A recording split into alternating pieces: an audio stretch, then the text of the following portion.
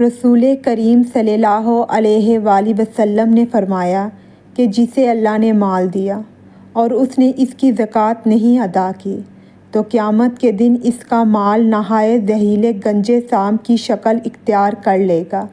اس کی آنکھوں کے پاس 2 سیاہ نقطے ہوں گے جیسے سانپ کے ہوتے ہیں، پھر وہ سانپ اس کے دونوں جبڑوں سے اسے پکڑ لے گا اور کہے گا کہ میں تیرا مال اور خزانہ ہوں۔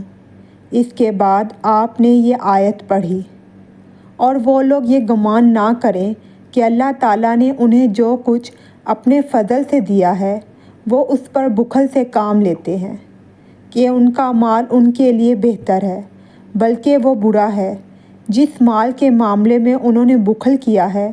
قیامت میں اس کا طوق بنا کر ان کی گردنوں میں ڈالا جائے گا۔ ویڈیو اچھی لگی ہو تو please like, share and subscribe to my channel. شکریہ۔